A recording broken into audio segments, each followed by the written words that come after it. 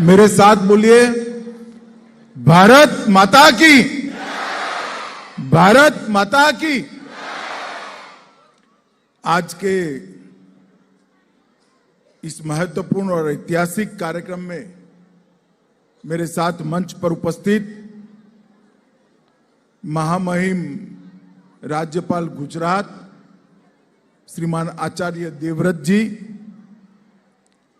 श्री सुरेश चंद्र आर्य, प्रधान सर्वदेशीय आर्य प्रतिनिधि सभा, श्री सुरेंद्र कुमार आर्य, अध्यक्ष अखिल भारतीय दयानंद सेवाश्रम, श्री पूनम सूरी, अध्यक्ष डीएवी कॉलेज प्रबंधकर्ता कमिटी, स्वामी प्रणवानंद सरस्वती जी, डॉक्टर अशोक कुमार चौहान जी, श्री सुदर्शन शर्मा जी, श्री गंगा प्रसाद जी, पूर्व राज्यपाल सिक्किम, योगेश मुंजाल जी, श्री धर्मपाल आर्य जी, श्रीमती सुषमा शर्मा जी, श्री राधाकृष्ण आर्य जी और यहाँ पर उपस्थित स्वागत समिति के सभी सदस्यगण और इतनी बड़ी संख्या में आए हुए आर्य बंधु भगिनियों को मेरा प्रणाम, नमस्कार।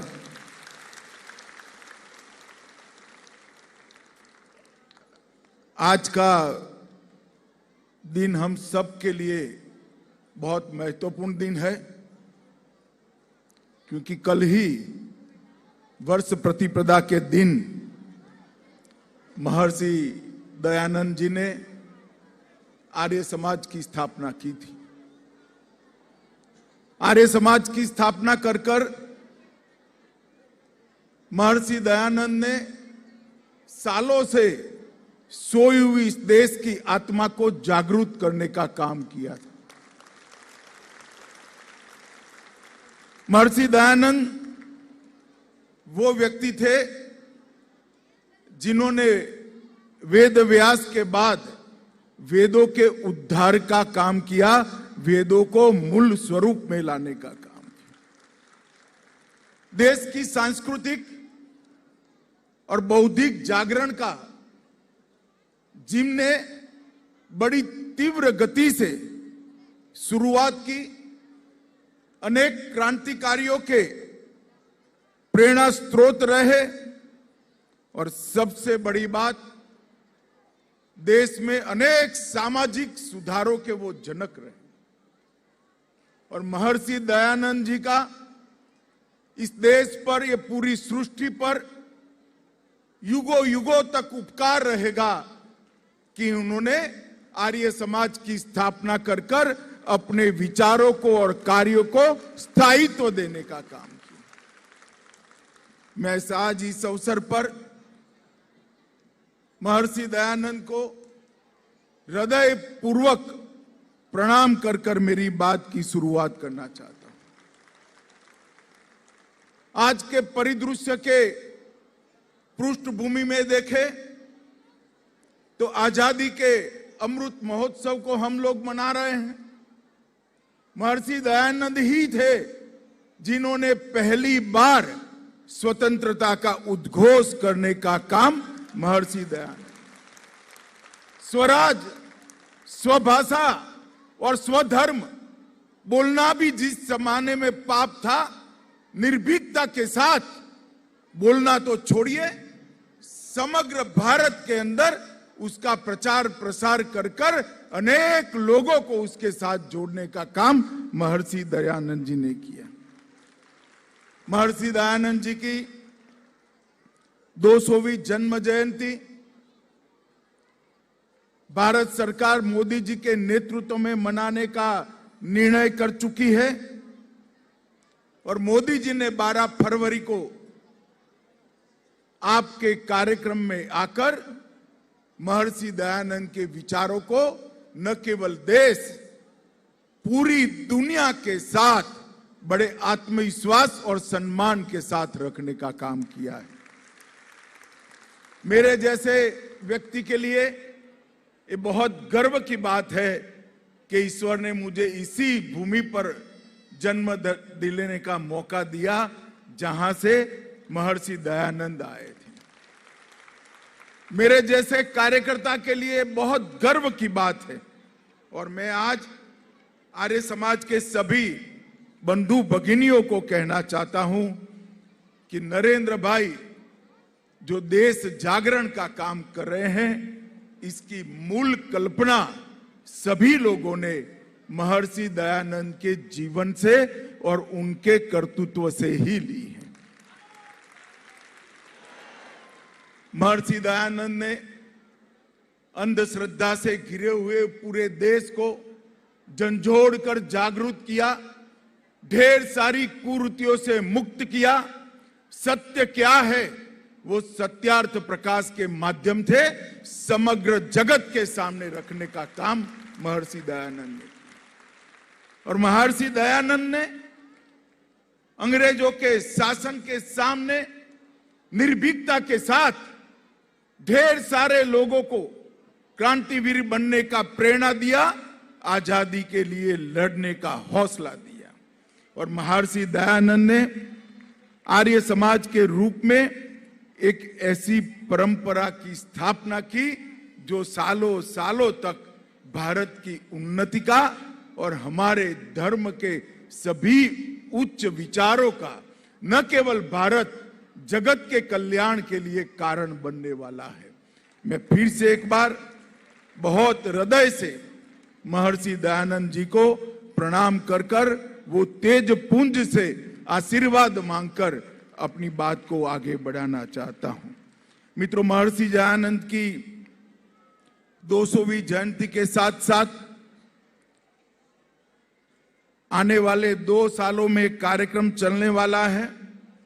उसी वक्त 2025 में आर्य समाज के 150 साल समाप्त होंगे। ये पूरे देश के लिए और दुनिया भर में रहने वाले हर भारतीय के लिए बड़े गर्व का पल और गर्व का दिन होगा। मैं आज पूर्वोत्तर में मैं बहुत घुमा हूं, मगर आज जिस शुद्ध उच्चारण के साथ पूर्वोत्तर की ट्राइब के बच्चे वेदों के मंत्रोच्चारों के साथ यज्ञ में आहुति दे रहे थे, वो देखकर मन को परम शांति। इतने घनघोर अंधेरे के अंदर जैसे बिजली एक आशा का संचार करती है, इसी प्रकार की वो घटना थी। मैं यज्ञ में मैं भी आहुति कर रहा था, मगर मेरा संपूर्ण ध्यान बच्चों के उद्गार और उनके तेजोमय मुखाकृति पर। ये परिवर्तन केवल और केवल आर्य समाज ही कर सकता है, क्योंकि आर्य समाज पूर्वोत्तर के वनवासी क्षेत्रों में शिक्षा क्रांति यज्ञ का एक उद्घोष महर्षि दयानंद के विचारों से कर रहा है। आज यहां पर आपने रिश्ते बचाइए देश बचाइए, इसको आगे ले जाने का निर्णय किया है। प्राकृतिक खेती को, प्राकृतिक कृषि को अपनाया है। प्राकृतिक कृषि से न केवल पृथ्वी और मिट्टी का कल्याण होने वाला है, गौ माता के संरक्षण और संवर्धन से पूरी दुनिया का भी कल्याण होने वाला है। और मैं आचार्य जी को विशेष बधाई देना चाहता हूं। जिस तन्मयता के साथ और जिस जुनून के साथ आचार्य जी ने प्राकृतिक खेती के आंदोलन को पूरे देश भर के अंदर चलाया है, और मोदी जी ने भी आचार्य जी के इस आंदोलन को सरकार की ओर से पूरा समर्थन कर लाखों किसानों को आज यूरिया और डीएपी से मुक्त कर पृथ्वी माता को फिर से एक बार गुणवत्ता से सभर बनाना और मानव शरीर को रोगों से मुक्त करने का अभियान चला है। नशा के खिलाफ आपकी लड़ाई बहुत समयोचित है। ये लड़ाई से भी बहुत बड़ा फायदा होने वाला है। और जनजाति क्षेत्र के अंदर गले लगाइए, दूरी मिटाइए, ये कार्यक्रम आर्य समाज के अलावे और कोई नहीं कर सकता। मित्रों, आर्य समाज के लोग ही कर सकते। आज सबसे ज्यादा जरूरत है तो वनवासी क्षेत्र के अंदर हमारे जो बंधु भगिनी है उनके साथ जाना है, उनके जीवन के अंदर हमारे मूल सिद्धांतों का प्रकाश उनके जीवन के अंदर फिर से एक बार लाने का काम करना है। इसको भी आप कर रहे हो।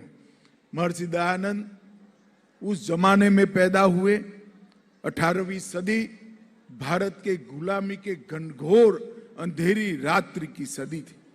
बाल्यकाल में एक छोटी सी घटना से प्रेरणा लेकर एक सत्य की शोध में निकला हुआ बालक महर्षि दयानंद बनकर जब ये विश्व को छोड़ गया, तब अपने पीछे एक महान परंपरा को छोड़। सालों से वेदों के सत्य पर जो मिट्टी जमी थी, एक ही समय में एक ही जीवन के अंदर वो सारी मिट्टी को हटाकर वेदों को फिर से दैदीप्यमान करने का काम महर्षि दयानंद ने किया। स्वदेशी और स्वभाषा, इसका स्वाभिमान पहली बार उस घनघोर रात्रि के अंदर निर्भीकता के साथ रखने का काम महर्षि दयानंद ने किया। वो मानते थे कि वेदों का ज्ञान ही भारत की उन्नति का मूल कारण था और वेद ज्ञान की अनदेखी के कारण ही भारत की अवदशा हुई थी। इसलिए उन्होंने इस वेद के ज्ञान को ही मूल आधार मानते हुए अपना पूरा जीवन जिया और वेदों की और लोटों का मंत्र दिया, जो आज भी ढेर सारे लोगों के लिए प्रेरणा का स्रोत बना हुआ है। दयानंद जी समझ चुके थे कि व्यक्ति कितना भी महान हो, परंतु उसका जीवन सीमित होता है। इसलिए आर्य समाज की 1875 में नींव रखकर उन्होंने हमेशा के लिए अपने विचारों को एक लोगों के सामने जाने की दीप की लौ जलाने का काम महर्षि दयानंद ने किया। 1875 से 1883 तक के कालखंड के अंदर आर्य समाज उसी वक्त वटवृक्ष बन चुका था और उनके जाने के पश्चात भी लाखों प्रतिभावान शिष्यों ने एक काम को आगे बढ़ाया। स्वामी श्रद्धानंद, महात्मा हंसराज, पंडित गुरुदत्त, लाला लाजपत राय, इन्होंने उस जमाने में इस देश के युवाओं को और इस देश के चाहने वाले सभी लोगों को देशभक्ति और स्वभाषा और स्वधर्म का संस्कार देने का काम बहुत अच्छे तरीके से किया। अफगानिस्तान से लेकर बगदाद तक और तत्कालीन रंगून से लेकर जम्मू कश्मीर और गुजरात तक आर्य समाज को पहुंचाने का काम इन महान विभूतों ने किया। मित्रों, आजादी का आंदोलन का इतिहास अगर कोई भी व्यक्ति लिखना चाहे, मैं भी इतिहास का विद्यार्थी हूं, अगर आजादी के आंदोलन का इतिहास कोई लिखने बैठे और इसमें आर्य समाज का योगदान भूल जाए तो वो अज्ञानी ही माना जाएगा। आजादी का इतिहास आर्य समाज के योगदान का उल्लेख करे बगैर हमेशा के लिए अनेक सारे क्रांतिकारियों का निर्मित का काम आर्य समाज की गुरुकुल की श्रृंखलाओं ने किया। आर्य समाज के गुरुकुल, डीवीई, डीएवी और अनेक शिक्षा संस्थानों ने अंग्रेजी सरकार के विरुद्ध लोगों को, बच्चों को, युवाओं को, किशोरों को तैयार करने का केंद्र बनकर रहे और असहयोग आंदोलन में भी लाला लाजपत राय और स्वामी श्रद्धानंद ने बहुत बड़ी भूमिका निभाई। मित्रों, आर्य समाज ने बंग भंग का भी पुरजोर विरोध किया। स्वामी श्रद्धानंद के नेतृत्व में हजारों आर्य समाज के अनुयायी बंग भंग का विरोध करने के लिए समग्र देश भर से बंगाल पहुंचे। हैदराबाद मुक्ति संग्राम और गोवा मुक्ति संग्राम में भी आर्य समाज ही सबसे पहला झंडा लेकर आगे निकला। मैंने हैदराबाद मुक्ति संग्राम, दीव दमन और गोवा के मुक्ति संग्राम की सारे इतिहास को गृह मंत्रालय की ओर से संकलित करने की पहल की। ये कार्य अभी चल रहा है, मगर जितना भी कार्य ढूंढते हैं उसको संकलित करते हैं, इसको पढ़ते हैं, तो उसकी शुरुआत किसी न किसी महर्षि दयानंद के अनुयायी ने की। ये बहुत बड़ी उपलब्धि है आर्य समाज की। 1937 में निजाम ने आर्य समाज की वार्षिक बैठकों पर जब रोक लगाई, उसका भी डटकर सामना किया गया। महात्मा नारायण स्वामी के निर्देशों के तहत सत्याग्रह आंदोलन भी करना गया और धर्मांतर की निजाम की नीतियों का भी खुलकर विरोध करने का काम आर्य समाज ने किया।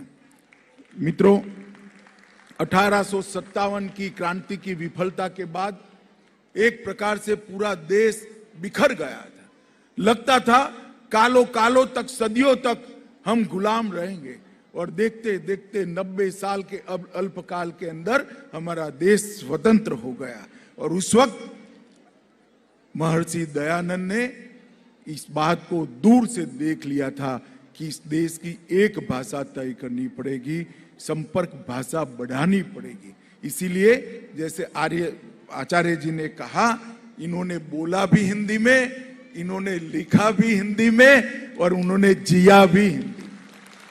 संस्कृत के पंडित होने के बावजूद, मातृभाषा गुजराती होने के बावजूद, सारे सिद्धांतों को हिंदी में समाहित कर कर रखना वो महामानव की दूरदर्शिता थी कि इस देश को बनाए रखने के लिए एक संपर्क भाषा की जरूरत पड़ेगी।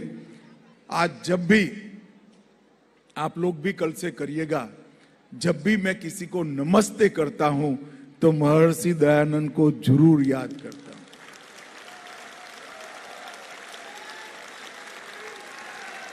महर्षि दयानंद न होते तो हम सब भी हेलो कहते होंगे। आज हम जब नमस्ते कहते हैं, हमेशा याद करिएगा, इस सर्वकालीन एवं संपूर्ण भारतीय अभिवादन महर्षि दयानंद की देन है और इसको भारत ने कभी नहीं।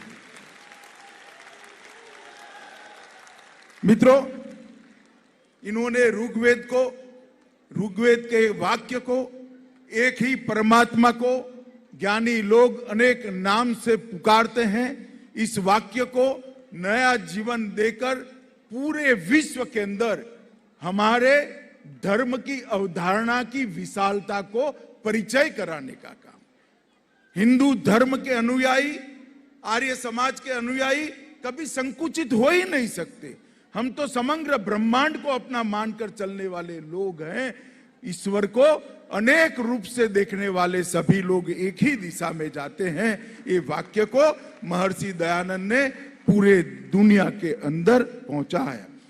महर्षि दयानंद के कहे हुए एक एक वाक्य को उनके अनेक यशस्वी शिष्यों ने इस पर काम किया। डीएवी कॉलेज लाहौर से शिक्षा की क्रांति की नींव रखी। वेद विद्या के केंद्रों, गुरुकुल कांगड़ी जैसे विद्यालयों ने शुरू की।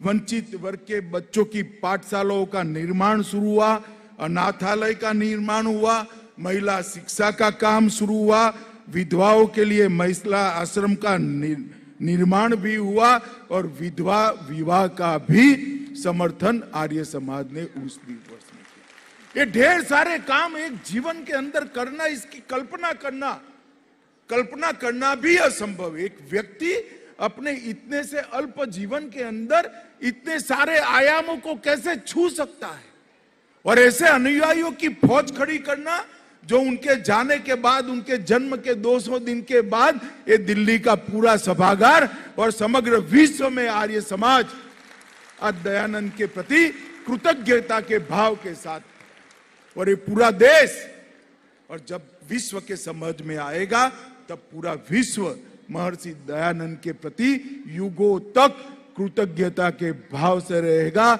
ऋण स्वीकार के भाव से रहेगा। इसमें मेरे जैसे लोगों को कोई दुविधा नहीं। लंबी लंबी समुद्र यात्राएं कर महर्षि के अनुयायियों ने मॉरिशस, फिजी, सूरीनाम, घाना, केन्या अनेक देशों में आर्य समाज की स्थापना की, और आज विश्व के 34 देशों के अंदर आर्य समाज का संगठन वट वृक्ष बनकर यहां पर खड़ा है। मित्रों, मैं आज यहां आया हूं तब आप लोगों को ये जरूर कहना चाहता हूं, आर्य समाज के काम को भी एक नई गति देने की जरूरत है। दिशा न बदले मगर गति बढ़ाने की जरूरत है। हम दाएं बाएं दिशा न बदले परंतु व्याप्तता बढ़ाने की जरूरत है। गति और व्याप्तता दोनों और बढ़ाकर हमें आगे बढ़ना पड़ेगा, तभी देश के सामने आज की जो चुनौतियां हैं उसका हम सामना कर पाएंगे। वेद का ज्ञान, स्वभाषा, हमारी संस्कृति, शिक्षा के मूल सिद्धांत, तैत्तिरीय उपनिषद के सिद्धांतों के आधार पर शिक्षा, अंधविश्वास का उन्मूलन, सामाजिक कुरीतियों का विरोध, स्वदेशी, हर विषय पर अगर कोई काम कर सकता है तो आर्य समाज ही कर सकता है। और उस समय जितनी जरूरत थी उतनी ही जरूरत आज भी महसूस होती है। और अब आज एक बहुत बड़ा हमारे लिए आशा का किरण ये है कि देश में नरेंद्र मोदी जी के नेतृत्व में सरकार चल रही है। अब सरकार के सारे कार्यकलापों को महामहिम राज्यपाल जी ने बताया। आप बारीकी से देखेंगे तो सरकार की सारे इनिशिएटिव ये आर्य समाज के मूल। स्वभाषा की बात करना आर्य समाज की ही बात है। समृद्ध राष्ट्र की कल्पना करना आर्य समाज की ही बात है। दुनिया में देश का सम्मान बढ़ाना आर्य समाज की ही बात है। योग और आयुर्वेद को पुनर्जीवित करना ये हमारी स्व संस्कृति की ओर लौटने की आर्य समाज की ही बात है। ढेर सारी चीजों को आज सरकार पुरस्कृत कर रही है, सरकार इसको गति दे रही है और सरकार इसके साथ योजना। मैं तो आज आर्य समाज का आह्वान करना चाहता हूं कि सारी चीजों के लिए आप भी जुड़ जाइए, गति को बढ़ाइए। आर्य समाज के काम को हर युवा तक पहुंचाने के लिए हम आगे बढ़े। ये मौका है 150वां साल आर्य समाज की स्थापना का और 200वां जन्म जयंती महर्षि दयानंद का। ये फिर से एक बार द्रुत गति से आगे बढ़ने को लिए हर आर्य ने अपने आप को, बंधु भगिनी ने अपने आप को दयानंद जी के लक्ष्य को पुनर्समर्पित करने का साल है।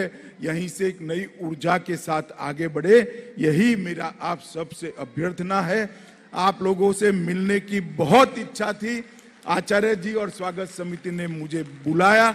मैं हमेशा आपका ऋणी रहूंगा और महर्षि दयानंद के विचारों के प्रचार प्रसार के लिए मेरे जीवन के अंत तक जो भी करना पड़े करने के लिए मैं हमेशा उपलब्ध रहूंगा। आप सभी को प्रणाम, नमस्कार।